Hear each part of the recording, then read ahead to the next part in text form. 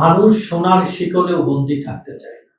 আজকে নির্বাচনের থেকে বাংলায় এক অভূতপূর্ব জাগরণের নেতৃত্ব দিয়েছে। বাংলাদেশের কয়েকজন আমাদের গীতিকার এখানে বক্তব্য রাখলেন, আমরা রাজনীতি বুঝি না, আমরা আমাদের কথাগুলো নিরাপদে সব জায়গায় বলতে চাই। এই সব জায়গায় বলতে চাওয়ার অধিকারটা হচ্ছে আমাদের সার্বজনীন অধিকার। মানুষ সোনার শিকলেও বন্দী থাকতে চায় না, মানুষ দাসত্ব মানে না, মানুষ মুক্তি চায়, তার অধিকার চায়। আর এই মুক্তির আর অধিকারের এক সূচনা করেছিলেন বাংলাদেশে ৭ই নভেম্বর বিপ্লবের মাধ্যমে। বাংলাদেশের স্বাধীনতার ঘোষক শহীদ সবাইকে এখানে এক ঘাটে এক মোহনায় এনে সামিল করেছে।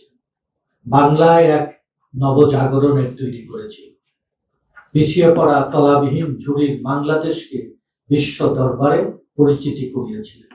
আর বাংলাদেশের সকল মুক্ত মনের মানুষগুলো, শিল্প সাহিত্যিকরা উজাড় করে শহীদ রাষ্ট্রপতি জিয়ার হাতকে শক্তিশালী করেছে। পৃথিবীর বুকে ৮টি সম্পদ এবং বিত্তশালী রাষ্ট্রের মধ্যে বাংলাদেশ একটা অন্যতম রাষ্ট্র হবে। বাংলাদেশের একমাত্র স্মার্ট সিটি বসুন্ধরা এখন আরো নিরাপদ, আধুনিকতায় আরো এক ধাপ এগিয়ে। মানে দুনিয়ার সম্পদ এবং প্রাচুর্যের দিক থেকে এটা একটা নিরাপদ, সকল মৌলিক অধিকার নিশ্চিত করার মধ্যে রাষ্ট্রের পরিণত। সেই ষড়যন্ত্র রুখে দেওয়ার জন্য আন্তর্জাতিক শক্তি প্রতিবেশীরা মিলে বাংলাদেশে এক চক্রান্তমূলক 1-11 করা। সেই 1-11 ঘটিয়ে বাংলাদেশের অর্থনীতি গলা টিপে ধরলেন।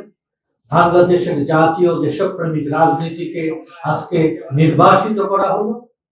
আমাদের আগামী দিনের ভবিষ্যৎ, বাংলার মানুষের অধিকারের জন্য যে লড়াই করবেন, সেই নেতাকে আজ থেকে 18 বছর আগে নির্বাসিত করা।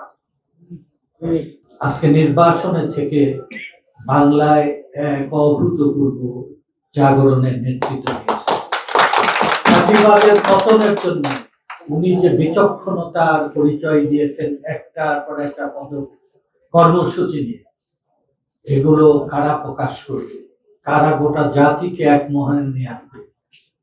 একটা রাজনৈতিক শক্তি তার অর্থনৈতিক মুক্তি এবং মানুষের অধিকারের ভিত্তি হিসাবে কাজ করে যদি তার সাংস্কৃতিক শক্তিটা তার আরো শক্তিশালী হয়। আর এই সাংস্কৃতিক কার্যক্রমগুলোরই একটা অংশ আপনারা যেটা আজকে একটা গান পরিবেশন করবেন আমাদের মধ্যে জাগরণের জন্য, আমাদের উত্তেজনা এবং আমাদের আনন্দের জন্য। আর আমাদের শিল্প সাহিত্যিক কবি যারা আমাদের এই দেশত্ববোধ জন্ম দেন,